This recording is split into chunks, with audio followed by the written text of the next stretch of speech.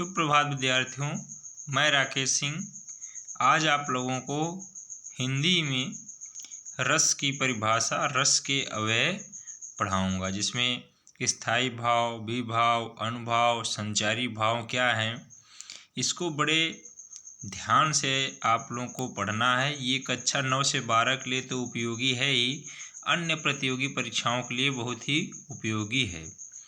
रस को समझने से पहले रस के अंगों को समझना बहुत ही महत्वपूर्ण है, अन्यथा आपको समझ में ही नहीं आएगा कि रस क्या है, ये विभाव अनुभाव क्या होते हैं। तो वीडियो शुरू करने से पहले मैं आप लोगों से अनुरोध करूंगा कि मेरे इस चैनल को लाइक करिए और शेयर करिए, चैनल को सब्सक्राइब कर लीजिए, जिससे कि मैं कोई भी वीडियो बनाऊं तो आपके पास तुरंत ही पहुंच जाए। तो देखिए, सबसे पहले हम लोग समझेंगे रस की परिभाषा। रस की परिभाषा में देखिए, रस की परिभाषा कि रस क्या होता है। ठीक, रस की परिभाषा। तो जब किसी काव्य आदि नाटक का, काव्य अर्थात जो कविताएं होती हैं, काव्य या कोई हम नाटक देख रहे होते हैं, उसका जो भी हमारे ऊपर प्रभाव पड़ जाता है वही रस हो जाता है। जैसे देखिए, जब कोई सहृदय अर्थात जो हृदय के साथ, मन के साथ साहित्य की समझ से मुक्त अनुकूल परिस्थिति वाला पाठक, जैसे जो हृदय के साथ साहित्य की समझ से मुक्त हो, अनुकूल परिस्थिति वाला पाठक, दर्शक या श्रोता काव्य या नाटक के संपर्क में आता है, काव्य पढ़ता है या नाटक देखता है, तो उसका धीरे धीरे स्व पर से, अपने ऊपर से ध्यान हट जाता है। वह ऐसा रह ही नहीं जाता, वो नाटक देख रहा है या कोई कविता पढ़ रहा है तो अपने ऊपर से उसका सारा ध्यान ही हट जाता है। वो यह नहीं सोच पाता कि मैं हूँ कि नहीं, स्व पर का भाव समाप्त हो जाता है और वह नायक नायिका आदि के साथ एक हो जाता है। उसे ऐसा लगता है कि यह जो भी रोल अब निभाया जा रहा है स्टेज पर, रंगमंच पर, या जो भी इस कविता में कहा जा रहा है, वह मैं ही हूँ। जब नायक नायिका आदि के साथ जैसा घटता है, जैसा उसमें घट रहा है, वह अपने साथ वैसा ही महसूस करता है। इस प्रकार जब नायक नायिका आदि दुखी होते हैं तो वह दुखी होता है, तथा जब नायक नायिका आदि प्रसन्न होते हैं तो वह भी प्रसन्न होता है। इसे ही रस कहते हैं। अर्थात काव्य या नाटक को पढ़ते समय जो आनंद की प्राप्त होती है उसको रस कहते हैं, और आनंद प्राप्त करने वाला उसी में खो जाता है, वह अपने ऊपर देख लेता है। जैसे मान लीजिए कोई फिल्म चल रही है और उसमें अचानक से रोने का सीन आ जाता है, तो पाठक या श्रोता जो फिल्म को देख रहा है वह भी रोने लगता है। वह सोचता है कि मेरे साथ ही घट रहा है, सब कुछ खोकर वह उसी में गुम हो जाता है। तो उसी को कहते हैं रस। रस की अनुभूति के लिए हमें कई अलग अलग चरण से गुजरना पड़ता है। ये निम्न प्रकार के होते हैं, अर्थात रस का आनंद लेने के लिए हमें कई चीज़ों से गुजरना पड़ता है, तभी हमें रस का आनंद प्राप्त होता है। इसमें देखिए है कि आपका देखिए क्या है, विभाव है, और उसके बाद विभाव है, फिर है आपका अनुभाव, संचारी भाव, स्थायी भाव, ये मुख्य होते हैं। अब देखिए, सबसे पहले हम लोग पढ़ेंगे विभाव। पहला हम पढ़ेंगे विभाव।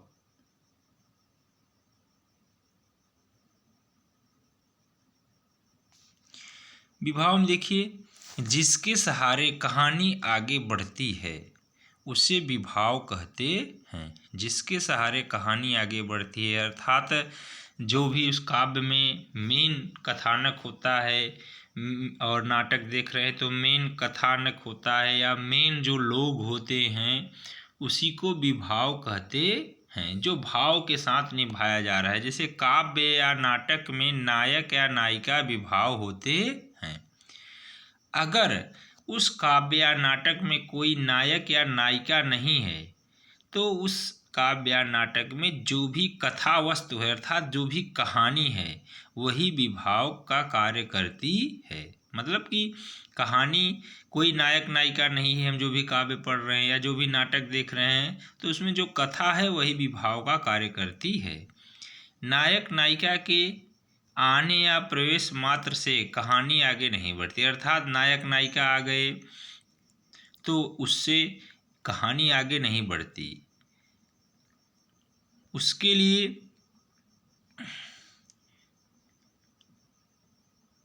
नायक और नायिका जब आपस में मिलते हैं और उनके बीच होने वाली जो गतिविधि होती है, जो भी कार्य होता है, उससे कहानी आगे बढ़ती है। कहने का मतलब कि रस या नाटक या काव्य जो भी हो तो उसमें नायक या नायिका आ गए तो इसका मतलब है कि बस कहानी आगे नहीं बढ़ जाएगी। कहानी तो तभी आगे बढ़ेगी जब कोई भी कार्य होगा, तब तो आगे बढ़ेगी।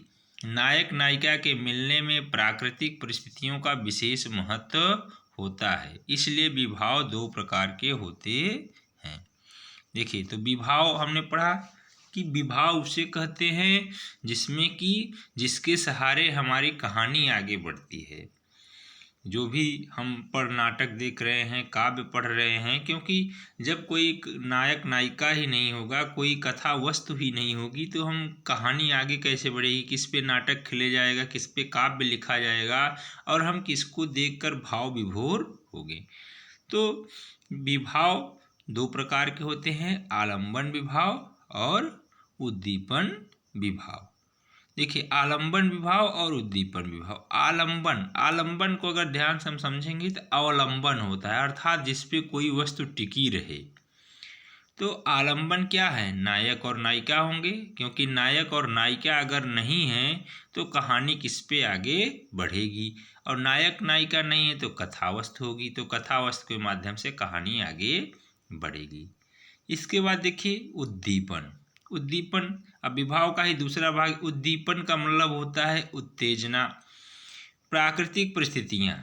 अब नायक नायिका जहाँ मिल रहे हैं या जो भी सीन क्रिएट हो रहा है, नाटक में जो भी चीज़ें दिखाई जा रही हैं, तो वहाँ पर की उपस्थित तमाम प्रकार की जो परिस्थितियाँ होती हैं वह उद्दीपन का कार्य करती हैं। ठीक, तो ये हो गया आपका विभाव। अब अगला आता है अनुभाव, जो कि बहुत ही महत्वपूर्ण है। अनुभाव का मतलब होता है कि अनु माने होता है पीछे और भाव का मतलब विभाव। तो पीछे या बाद में जब विभाव समाप्त हो जाता है, विभाव आ जाता है, रस में उत्पन्न हो जाता है, उसके बाद नायक या नायिका के मन में जो भी भाव उत्पन्न होते हैं पीछे से, उसे अनुभाव कहा जाता है। वे भाव जो विभाव के बाद आते हैं उन्हें अनुभाव कहते हैं। देखिए, विभाव अपने मन में जगे भावों को जब व्यक्त करते हैं तो इसे अनुभाव कहते हैं। मन में जगे भाव चार प्रकार के व्यक्त होते हैं, अतः अनुभाव के चार भेद होते हैं। कहने का मतलब कि जब नायक नायिका के बीच में प्रेम उत्पन्न हो जाता है, कहानी आगे बढ़ती है, तमाम प्रकार के परिस्थितियों के कारण जब कहानी आगे बढ़ने लगती है तो उसके बाद नायक और नायिका के मन में तमाम प्रकार के परिवर्तन होते हैं, तमाम प्रकार के भाव उत्पन्न होते हैं जो पीछे से उत्पन्न होते हैं, उसी को कहते हैं अनुभाव। अब देखिए, अनुभाव चार प्रकार के होते हैं, बहुत ही महत्वपूर्ण पॉइंट है ये। कायिक अनुभाव, वाचिक अनुभाव, सात्विक अनुभाव और आहार्य अनुभाव। तो पहला हम समझेंगे कायिक अनुभाव। जब नायक नायिका अंग संचालन के द्वारा, देखिए कायिक का मतलब होता है काया, शरीर, अंगों से। तो जब नायक नायिका अंग संचालन के द्वारा अपने भावों को व्यक्त करते हैं तो उसे कायिक अनुभाव कहते हैं। जब उनके अंदर रस की उत्पत्ति हो जाती है, पीछे से उनके अंदर अनुभाव जागृत होता है और नायक या नायिका अपने शरीर के माध्यम से अपने भावों को व्यक्त करने लगते हैं, तो वहाँ पर कायिक अनुभाव हो जाता है। कायिक मतलब शरीर के द्वारा अपने भावों को व्यक्त करना, अपने मन में जो भी विचार है, मन में जो भी भाव है उसे शरीर के माध्यम से व्यक्त करना कायिक अनुभाव कहलाता है। देखिए दूसरा है वाचिक अनुभाव। वाचिक अनुभाव नायक नायिका जब बोलकर, वाचिक माने वाच बोलना वाणी, तो नायक नायिका जब बोलकर अपने भावों को व्यक्त करता है तो वाचिक अनुभाव कहलाता है।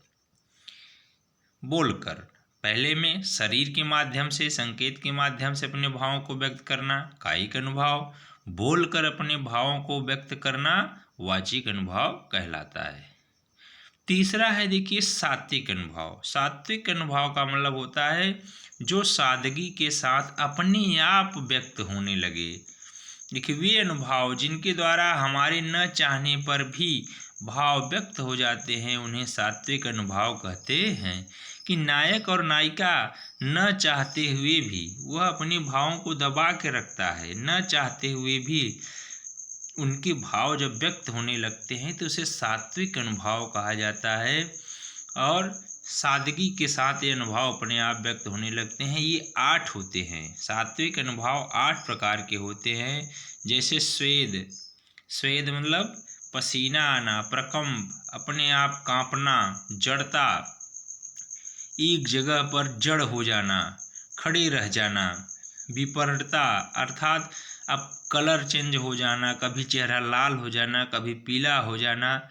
उसके बाद है अश्रु, आंसू बहने लगना, रोमांच, रोमांच पैदा हो जाना शरीर में, मूर्छा हो जाना, मूर्छित हो जाना, और प्रलय, तमाम प्रकार की चीज़ें आपके मन में दिखाई देने लगें।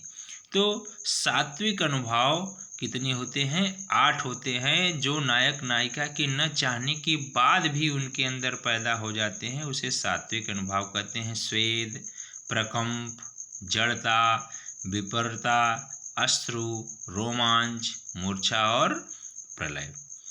इसके बाद देखिए आहार अनुभव, चौथा जो है अनुभव का आहार अनुभव। आहार का मतलब होता है, यहाँ आहार से भोजन नहीं है, वेशभूषा है। कि जब वेशभूषा के माध्यम से अर्थात अपने पहनावे के माध्यम से हमारे भाव प्रकट होते हैं तो उसे आहार अनुभाव कहते हैं।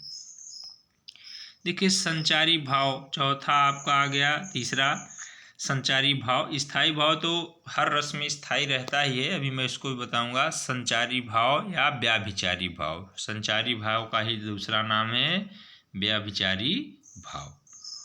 तो संचरण, संचारी का मतलब होता है संचरण, जो कि बराबर एक जगह से दूसरे जगह या हमारे शरीर में तुरंत ही संचरण होता रहता है। कि ऐसे भाव जो 2-2 सेकंड में बदलते रहते हैं, आते रहते हैं, जाते रहते हैं। देखिए जो आता जाता रहे या जिसकी सत्ता अधिक देर तक न रहे उसे व्याभिचारी भाव या संचारी भाव कहते हैं। अर्थात कि ऐसे भाव जो हमारे मन में आए और फिर तुरंत चले जाएं, आए और फिर तुरंत चले जाएं, उन्हें संचारी भाव कहते हैं। वे भाव जो परिस्थितियों के अनुसार जल्दी जल्दी आते जाते रहते हैं उन्हें संचारी भाव या व्याभिचारी भाव कहते हैं। हिंदी में सर्वमान्य रूप से अर्थात हिंदी में 33 संचारी भाव हैं। आचार्य देव जो कि हिंदी के बड़े विद्वान हैं, रीतिकालीन कवि हैं, उन्होंने छल नाम से 34वें संचारी भाव की कल्पना की है। कि 33 तो होते ही हैं लेकिन एक उन्होंने अपने तरफ से जोड़ा, छल, 34वें संचारी भाव की कल्पना की है। फिर आचार्य शुक्ल, आचार्य शुक्ल ने चकपकाहट को भी संचारी भाव माना है। अगला देखते हैं स्थायी भाव। स्थिर, जो देर तक हमारे मन में बना रहे, वे भाव जिनका हमारे मन पर देर तक प्रभाव रहता है उन्हें स्थायी भाव कहते हैं। जैसे कि हम कोई काव्य या नाटक देख रहे हैं और उसका भाव जो हमारे मन में बैठ जाता है कि अब इसी में है। वीर रस के नाटक या कविताएं देख रहे हैं तो हमारे मन में कुछ समय के लिए वीरता भर जाए तो वहाँ पर वीर रस आ जाता है। तो स्थायी भाव ही रस है, स्थायी भाव ही रस है। रसों की संख्या, हिंदी में रस की 2 परंपरा है। आचार्य भरत की परंपरा, इन्होंने रसों की संख्या 8 मानी थी। श्रृंगार, करुण, वीर, हास्य, रौद्र, अद्भुत, बीभत्स रस और भयानक। इससे ये पता चलता है कि इन्होंने शांत रस को नहीं माना था। इसके बाद देखिए, आचार्य त्रोहिण की परंपरा में 9 रस माने गए हैं। आपने शांत रस को 9वां रस माना है। तो नोट, हिंदी में सर्वमान्य रूप से 9 ही रस होते हैं, मतलब कि 9 ही रस माना जाएगा।